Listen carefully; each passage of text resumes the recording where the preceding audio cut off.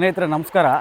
ಮನುಷ್ಯ ಹುಟ್ಟಾಗಿಂದ ಸಾಯೋವರೆಗೂ ಜ್ಯೋತಿಷ್ಯ ಬಹಳ ಮುಖ್ಯವಾಗಿ ಅವನ ಜೀವನದಲ್ಲಿ ವರ್ಕ್ ಆಗುತ್ತೆ. ಜ್ಯೋತಿಷ್ಯದ ಬಗ್ಗೆ ಅಗೋರಿ ಪರಿವಾರದಲ್ಲಿ ಯಾವ ರೀತಿ ಅವರ ಅಭಿಪ್ರಾಯ ಇದೆ, ಅದು ಹೇಗೆ ಹುಟ್ಟಿತು, ಅದು ಸತ್ಯನಾ ಸುಳ್ಳ ಅಂತ ನಮ್ಮ ಜೊತೆ ಇವತ್ತು ಯೋಗಿ ರಾಜನಾಥ್ ಅವರು ಇದ್ದಾರೆ. ಅವ್ರನ್ನೇ ಕೇಳಿ ತಿಳ್ಕೊಳ್ಳೋಣ ಬನ್ನಿ. ಗುರುಗಳೇ ನಮಸ್ಕಾರ. ಹಲೋ ಕಾದೇಶ್, ಹೇಳಿ. ಮೊದಲನೇದಾಗಿ ಈ ನದಿ ಬಗ್ಗೆ ಹೇಳಿ. ಇದು ತುಂಗಭದ್ರಾ ನದಿ. ತುಂಗ ಮತ್ತು ಭದ್ರಾ ಎರಡು ಸಂಗಮವಾಗಿರೋದು ಶಿವಮೊಗ್ಗದ ಹತ್ತಿರ. ಅಲ್ಲಿಂದ ಇದೇನು ಹರಿತಾ ಇದೆ ಕೃಷ್ಣಾ ನದಿಗೆ ಆಂಧ್ರದಲ್ಲಿ ಸೇರ್ತದೆ ಇದು. ಈ ಶಿವಮೊಗ್ಗದಿಂದ ಸಂಗಮ ತಟದಿಂದ ಹೇಳ್ತೀನಿ ನಾನು, ತುಂಗಭದ್ರಾ ಎಲ್ಲಿ ಸೇರಿರೋದು ಅಂತೇಳಿ. ಅಲ್ಲಿಂದ ಕೃಷ್ಣಾ ನದಿ ಸೇರೋವರೆಗೂ ಇದು ಉತ್ತರಾಭಿಮುಖವಾಗಿ ಹರಿತಾ ಇದೆ. ಅಷ್ಟರಲ್ಲಿ ಈ ನಮ್ಮ ಕ್ಷೇತ್ರ ಏನಿದೆ ಚೌಡಯ್ಯ ದಾನಪುರ ಅಂತಂದೇಳಿ, ಇಲ್ಲಿ ಮಾತ್ರ 1.5 ಕಿಲೋಮೀಟ್ರ್ ಪೂರ್ವದಿಂದ ಪಶ್ಚಿಮಕ್ಕೆ ಹರಿತಾ ಇದೆ. ಇಷ್ಟು ಬಿಟ್ಟರೆ ಅಂದರೆ ಮತ್ತೆ ನಾವೆಲ್ಲಿ ಕಂಡಿಲ್ಲ ಅದು ಪೂರ್ವದಿಂದ ಪಶ್ಚಿಮಕ್ಕೆ ಹರಿಯೋದು ತುಂಗಭದ್ರಾ ನದಿ. ತುಂಗಭದ್ರಾ ನದಿ ಹರಿಯೋ ಫುಲ್ ಇದರಲ್ಲಿ ಇಲ್ಲಿ ಮಾತ್ರನೇ ಇಲ್ಲಿ ಮಾತ್ರ 1.5 ಕಿಲೋಮೀಟ್ರ್ ಪೂರ್ವ ಪಶ್ಚಿಮ ಇದೆ. ಪೂರ್ವದಿಂದ ಪಶ್ಚಿಮಕ್ಕೆ ಹರಿಯುತ್ತೆ. ಪಶ್ಚಿಮಕ್ಕೆ ಹರಿಯುತ್ತೆ, ಮತ್ತೆ ಪಶ್ಚಿಮದಿಂದ ಮತ್ತೆ ಉತ್ತರಕ್ಕೆ ಪ್ರಾರಂಭ ಆಗ್ತದೆ. ಈ ಜಾಗದ ಮಹತ್ವ ಅನ್ಕೋಬೇಕಂದ್ರೆ ಈ ಜಾಗ ಇಲ್ಲಿ ಅಂಬಿಗರ ಚೌಡಯ್ಯನವರ ಸಮಾಧಿ ಇದೆ. ನಾನು ನಂತರ ತೋರಿಸ್ತೀನಿ ನಿಮಗೆ. ಇಲ್ಲಿ ಅಂಬಿಗರ ಚೌಡಯ್ಯನ ಸಾಕಷ್ಟು ಹಿಂದೆ ಪವಾಡಗಳು ಎಲ್ಲ ಲೋಕ ಕಲ್ಯಾಣಾರ್ಥಕ್ಕೋಗಿ ಏನು ಕೆಲಸಗಳಾಗಬೇಕಾಗಿತ್ತು, ಅಂಬಿಗರ ಚೌಡಯ್ಯನವರು ಎಷ್ಟು ಕಷ್ಟಪಟ್ಟಿದ್ರು ಆ ಸಮಯದಲ್ಲಿ ಅನ್ನೋದು ಎಲ್ಲ ಇಲ್ಲಿ ದೊಡ್ಡ ಇತಿಹಾಸ ಇದೆ. ಈ ಕ್ಷೇತ್ರಕ್ಕೆ ಹೆಸರು ಚೌಡಯ್ಯ ದಾನಪುರ ಅಂತ ಹೇಳ್ತಾರೆ. ಚೌಡಯ್ಯ ದಾನಪುರ. ಚೌಡಯ್ಯಗೆ ದಾನ ಮಾಡಿರೋ ಪುರ ಹೆಸರೇ ಚೌಡಯ್ಯ ದಾನಪುರ. ಚೌಡಯ್ಯ ದಾನಪುರ ಊರ ಹೆಸರೇ ಚೌಡಯ್ಯ. ಯಾಕಂದ್ರೆ ಅಂಬಿಗರ ಚೌಡಯ್ಯನೇ ಶರಣ ಇದ್ದ, ನಿಜ ಶರಣ ಅಂಬಿಗ ಅವನು. ಅಂಬಿಗರ ಶರಣರು ಅವರು. ಅಂಬಿಗರು ಅವನನ್ನ ಸಾಕಷ್ಟು ಪೂಜೆ ಮಾಡ್ತಾ ಇದ್ರು, ಈಗೂ ಪೂಜೆ ಮಾಡ್ತಾ ಇದ್ದಾರೆ. ಆ ಅಂಬಿಗರ ಚೌಡಯ್ಯನ ವರ್ಣನೆ ಎಷ್ಟು ಹೇಳಿದ್ರು ಕೂಡ ಕಡಿಮೆನೆ. ಬಸವಣ್ಣನವರ ಕಾಲದಲ್ಲಿ ಅವರೆಲ್ಲ ಬಸವಣ್ಣನವರ ಜೊತೆಗೆ ಬಂದಿರ್ತಕ್ಕಂಥವ್ರು. ನಮ್ಮ ಏನು ಕೂಡಲ ಸಂಗಮೇಶ್ವರ ಬಸವಣ್ಣ ಇದ್ದಾನೆ, ಬಸವಣ್ಣನವರ ಅನುಯಾಯಿಗಳು ಇವರೆಲ್ಲ. ಆ ಸಮಯದಲ್ಲಿ ಆಗಿರ್ತಕ್ಕಂಥ ಘಟನೆಗಳು ಇಲ್ಲಿ ಅವರ ಸಮಾಧಿ ಇದೆ. ಅವ್ರ ಕಾಲಘಟ್ಟದಲ್ಲಿದ್ದವರು 12ನೇ ಶತಮಾನದಲ್ಲಿ. ಈ ನದಿ ಯಾವಾಗ ತುಂಬ ಹರಿಯುತ್ತಾ? ಇದು ತುಂಬಿ ಹರಿತಾನೆ ಇರ್ತದೆ. ಎಷ್ಟೋ ಸಾರಿ ನೆರೆ ಕೂಡ ಬರ್ತದೆ. ಈಗ ಬೇಸಿಗೆ ಅಲ್ಲ, ಬೇಸಿಗೆ ಕಾಲದಲ್ಲಿ ನೀರು ಕಡಿಮೆ ಆಗ್ತಾ ಹೋಗ್ತದೆ, ಸಂಪೂರ್ಣ ಕಡಿಮೆ. ಇದು ಕೇವಲ ಎಷ್ಟು 1% ಮಾತ್ರ ನೀರಿದೆ. ಈಗ 99% ಎಲ್ಲ ಹೋಗಿದೆ.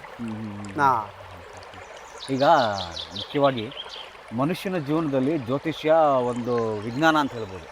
ಗ್ರಹಗತಿಗಳು ಹುಟ್ಟಿದಾಗಿಂದ ಸಾಯೋವರೆಗೂ ಎಲ್ಲರೂ ನಾವು ಗ್ರಹಗತಿಗಳು, ನಕ್ಷತ್ರ, ತಿಥಿ ನೋಡ್ಕೊಂಡೇ ಕೆಲಸಗಳು ಮಾಡ್ತಾ ಬರ್ತೀವಿ. ಈ ಜ್ಯೋತಿಷ್ಯ ಶಾಸ್ತ್ರ ಹುಟ್ಟಿದ ಹೇಗೆ ಅಂತ? ಜ್ಯೋತಿಷ್ಯ ಶಾಸ್ತ್ರ ಪಂಚಾಂಗ ಮೂಲತಃ ಪಂಚಾಂಗ ಇರಲಿಲ್ಲ. ನಾವು ತಿಳಿದ ಮಟ್ಟಿಗೆ, ನಾವು ಓದಿದ ಮಟ್ಟಿಗೆ ಲಾಲ್ ಕಿತಾಬ್ ಅಂತ ಒಂದು ಗ್ರಂಥ ಇದೆ. ನನ್ನ ಕೂಡ ಇದೆ ಅದು ಗ್ರಂಥ ಈಗಲೂ. ಲಾಲ್ ಕಿತಾಬ್ ಅಂತಾರೆ ಅದಕ್ಕೆ. ಅದರಲ್ಲಿ ಜ್ಯೋತಿಷ್ಯ ಹೇಗೆ ಹುಟ್ಟಿತು, ಅದು ಹೇಗೆ ಪ್ರಾರಂಭ ಆಯಿತು, ಅದರ ಮರ್ಮವೇನು, ಅದರ ವಿಧಿವಿಧಾನಗಳೇನು, ಅದರ ಆಚರಣೆ ವಿಚಾರಣೆಗಳು ಏನು, ಅದರಲ್ಲಿ ಗ್ರಹದೋಷಗಳಿಗೆ ಸಂಬಂಧಪಟ್ಟಂತಹ ಪರಿಹಾರಗಳೇನು, ದಾನಾದಿಗಳೇನು, ಯಾವ ದಾನ ಮಾಡಿದರೆ ದೋಷ ಪರಿಹಾರ ಆಗ್ತದೆ, ಅದರ ಜೊತೆಗೆ ವ್ರತ, ಗ್ರಹಗಳ ವ್ರತ ಹೇಗೆ ಮಾಡಬೇಕು, ಇದು ಎಲ್ಲನೂ ಸವಿಸ್ತಾರವಾಗಿ ಆ ಲಾಲ್ ಕಿತಾಬ್ ಗ್ರಂಥದಲ್ಲಿ ಕೊಟ್ಟಿದ್ದಾರೆ. ಈಗ ಮನುಷ್ಯ ಹುಟ್ಟಿದಾಗಿಂದನೂ ಅವನಿಗೆ ಇವಾಗ ಜ್ಯೋತಿಷ್ಯ ಹುಟ್ಟಿದ ಟೈಮು ಗಳಿಗೆ ನೋಡಿಕೊಂಡು ಜ್ಯೋತಿಷ್ಯ ಶುರುವಾಗುತ್ತಲ್ವ? ಹೌದೌದು. ಅವ್ರ ಮೇಲೆ ಈ ಜ್ಯೋತಿಷ್ಯ ಗ್ರಹಗತಿಗಳು ಹೇಗೆ ಅದನ್ನ ಕ್ರೋಢೀಕರಣ ಮಾಡ್ತವೆ ಅಂತ ಅಂದ್ರೆ, ಅವನು ಗರ್ಭದಲ್ಲಿದ್ದಾಗೇನೆ ಮನುಷ್ಯನಿಗೆ ಈ ತರ ಗ್ರಹಗತಿಗಳು ಅಂತ. ಹೌದು. ಈಗ ಗರ್ಭಧಾರಣೆ ಆಗುವ ಸಮಯದಲ್ಲಿ ಗ್ರಹಗಳು ಯಾವ ಸ್ಥಾನದಲ್ಲಿದ್ದಾವೆ. ಈಗ ಮನುಷ್ಯನ ರಾಶಿಗಳು 12, ಮೇಷದಿಂದ ಮೀನವರೆಗೂ 12 ರಾಶಿಗಳು ಬರ್ತವೆ. ಯಾವ ರಾಶಿಯಲ್ಲಿ ಗ್ರಹ ಇದೆ ಗರ್ಭಧಾರಣೆ ಆಗುವಾಗ ಇದು ಕಂಡು ಹಿಡಿಯೋದು ತುಂಬ ಕಷ್ಟ. ಪತಿ ಪತ್ನಿಯರಿಗೆ ದಾಂಪತ್ಯ ಜೀವನದಲ್ಲಿ ಗರ್ಭಧಾರಣೆ ಆಗುತ್ತೆ, ಸರಿಯಾದ ಸಮಯ ಯಾವುದು ಅನ್ನೋದು ಗುರ್ತಾಗೋದಿಲ್ಲ ಅದು. ಹೀಗಾಗಿ ಅದನ್ನ ಬೇಸಿಕ್ ಬಿಟ್ಟು ಬಿಡ್ತಾರೆ ಜ್ಯೋತಿಷ್ಯದಲ್ಲಿ. ಹುಟ್ಟಿದ ಕೂಡಲೇ ಅವನಿಗೆ ಜನ್ಮ ನಕ್ಷತ್ರ, ಜನ್ಮಾಧಾರ ಅಲ್ಲಿಂದ ತಗೊಳ್ತಾರೆ. ಅದನ್ನು ಕರೆಕ್ಟು, ಅದನ್ನು ಸತ್ಯ. ಆದಂದ್ರೆ ಗರ್ಭಧಾರಣೆ ಯಾವ ನಕ್ಷತ್ರದಲ್ಲಾಯಿತು, ಯಾವ ತಿಥಿಯಲ್ಲಾಯಿತು, ಯಾವ ವಾರದಲ್ಲಾಯಿತು, ಯಾವ ದಿನಾಂಕದಲ್ಲಾಯಿತು, ಇದು ಮುಖ್ಯ. ಗರ್ಭಧಾರಣೆ ಆದಾಗಿನ ಗ್ರಹ ನಕ್ಷತ್ರಗಳೇನಿದ್ದಾವೆ ಅಲ್ಲಿಂದ ಗ್ರಹ ದೋಷಗಳು, ಗ್ರಹ ಸ್ಥಿತಿಗಳು ಇವೆಲ್ಲವೂ ಪ್ರಾರಂಭ ಆಗದೆ ಗರ್ಭಧಾರಣೆ ಆದಾಗಿನಿಂದನೇ. ಅದು ಕೆಲವು ಗ್ರಂಥಗಳಲ್ಲಿ ಯಾವುದೋ ಒಂದೇ ಒಂದು ಗ್ರಂಥದಲ್ಲಿ ಅಂದರೆ ಇದೆ, ನಮ್ಮ ಲಾಲ್ ಕಿತಾಬ್ನಲ್ಲಿ ಮಾತ್ರ ಇದ್ರ ಬಗ್ಗೆ ಉಲ್ಲೇಖ ಇದೆ. ಬಾಕಿ ಯಾವ ಗ್ರಂಥದಲ್ಲಿನೂ ಉಲ್ಲೇಖ ಇಲ್ಲ. ಜನನ ಏನಾಗ್ತದೆ, ಜನನವಾದ ಸಮಯದಿಂದ ಈ ಜ್ಯೋತಿಷ ಶಾಸ್ತ್ರನ ತಗೊಳ್ತಾರೆ, ಮನುಷ್ಯನ ಜಾತಕ ಬರೀಲಿ. ಈ ಗ್ರಹಗತಿಗಳಿಗೆ ಅಂದ್ರೆ ಇವಾಗ ಒಂದೊಂದು ಗ್ರಹಕ್ಕೂ ಒಂದೊಂದೇ ಆದಂತ ಒಂದು ಕ್ಯಾರೆಕ್ಟರ್ಗಳಿದೆ. ಹೌದೌದೌದು. ಈಗ ರಾಹು ಒಂಥರ, ಕೇತು ಒಂಥರ, ಸೂರ್ಯ ಒಂಥರ, ಚಂದ್ರ ಒಂಥರ. ಹೌದು. ಪ್ರತಿಯೊಂದು ಗ್ರಹಕ್ಕೂ ಅದರೇ ಆದಂತ ವಿಶೇಷತೆಗಳಿದೆ. ಈಗ ಯಾವ ಗ್ರಹಗತಿಗಳಲ್ಲಿ ನಾವು ಇವಾಗ ಜನ್ಮ ತಾಳದ ಮೇಲೆ ನಾವು ಇವಾಗ ಯಾವುದೋ ಒಂದು ಗ್ರಹ, ಇವಾಗ ನಾನು ಕೇತು ಗ್ರಹದಲ್ಲಿ ಅಂಡರಲ್ಲಿ ಹುಟ್ಟಿರ್ತೀನಿ.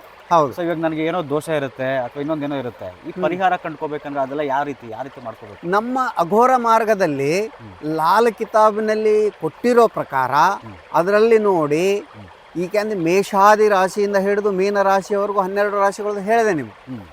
ಆದರೆ ಜನ್ಮ ಯಾವ ಸಮಯದಲ್ಲಿ ಆಗಿರ್ತದೆ ಅದು ಮುಖ್ಯ ಆಗ್ತದೆ. ಹುಟ್ಟಿದ ಸಮಯ.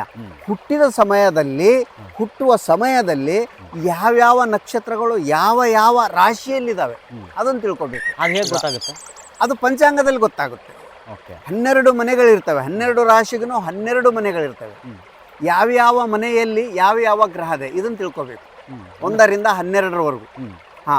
ಈಗ 1ನೇ ಸ್ಥಾನದಲ್ಲಿ ಸೂರ್ಯ ಇದ್ದಾನೆ, ಅದಕ್ಕೆ ಅಧಿಪತಿ ಯಾರು, ಆ ಸಮಯದಲ್ಲಿ ಯಾರ್ಯಾರು ಸೂರ್ಯನ ಜೊತೆ ಇದ್ದಾರೆ ಇದನ್ನೆಲ್ಲ ಕಂಡುಹಿಡಬೇಕು. ಅಲ್ಲಿ ಮೇಷರಾಶಿ ಮುಗಿದ ಕೂಡಲೇ ವೃಷಭ ರಾಶಿಗೆ ಬರ್ತೇವೆ. ಆ ಸಮಯ, ಆ ತಿಥಿ, ಯಾಕಂದ್ರೆ ಒಂದೊಂದು ರಾಶಿಯಲ್ಲಿ 4 ನಕ್ಷತ್ರಗಳು ಇರ್ತವೆ. ಅವು ಯಾವ ಸಮಯ ಜನ್ಮ ತಾಳಿದ್ವು, ಯಾವ ಸಮಯದವರೆಗೂ ಇರ್ತದೆ, ಇವು ಮಗು ಯಾವ ಜನ್ಮದಲ್ಲಿ ಹುಟ್ಟಿದೆ, ಇದನ್ನೆಲ್ಲ ತಿಳ್ಕೊಂಡು ಜಾತಕವನ್ನು ಬರೀತಾರೆ.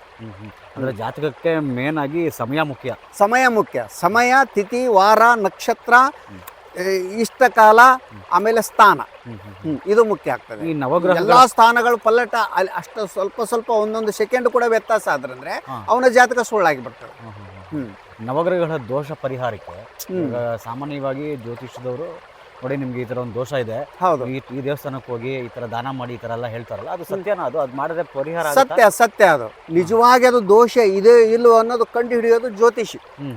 ಜ್ಯೋತಿಷ ಏನು ಜ್ಯೋತಿಷ ಅಂತ ಹೇಳೋದಿಲ್ಲ ನಾನು, ಪಂಚಾಂಗ ಬಲ್ಲವರು ಯಾರಿದ್ದಾರೆ ಆ ಪಂಚಾಂಗವನ್ನು ನೋಡಿದಾಗ ಆ ಸಮಯದಲ್ಲಿ ಆ ಮಗು ಆಗಲಿ, ಹಿರಿಯವರೇ ಆಗಲಿ, ದೊಡ್ಡ ಯುವಕರೇ ಆಗಲಿ, ವೃದ್ಧರೇ ಆಗಲಿ, ಆ ಗ್ರಹ ನಕ್ಷತ್ರಗಳನ್ನು ನೋಡಿ ಆ ಸಮಯದಲ್ಲಿ, ಯಾಕಂದ್ರೆ ಈಗ ಚಂದ್ರ 2.5 ದಿನ ಇರ್ತಾನೆ, ಸೂರ್ಯನು ಒಂದು ತಿಂಗಳ ಒಳಗಡೆನೆ ಇರ್ತಾನೆ. ಹೀಗೆ ಒಂದೊಂದು ಗ್ರಹದ ಇಷ್ಟಿಷ್ಟು ದಿನ ಅಂತ ಸಮಯ ಇರ್ತದೆ. ಅಷ್ಟು ದಿನ ಕಳೆದ ನಂತರ ಅದು ಮತ್ತೆ ಬೇರೆ ರಾಶಿಗೆ ಬದಲಾವಣೆ ಆಗ್ತದೆ.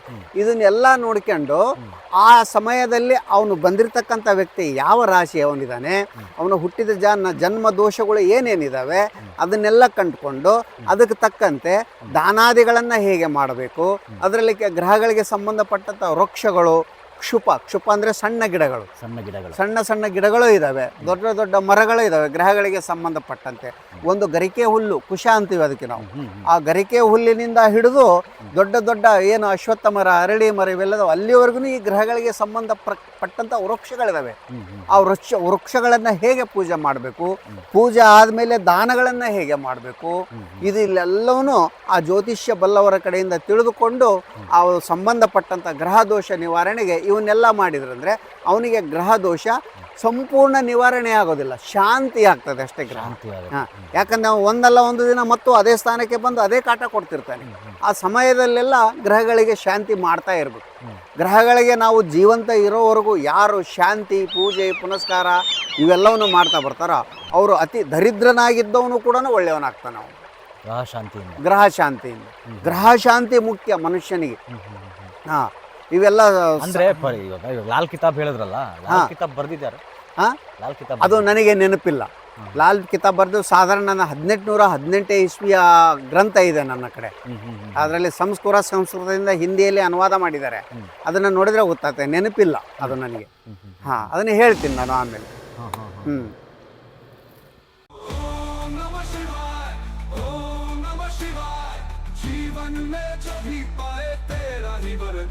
पाए हर हर महादेव, हर हर महादेव, तू ही आदि तू ही अंत, भक्ति का वेद।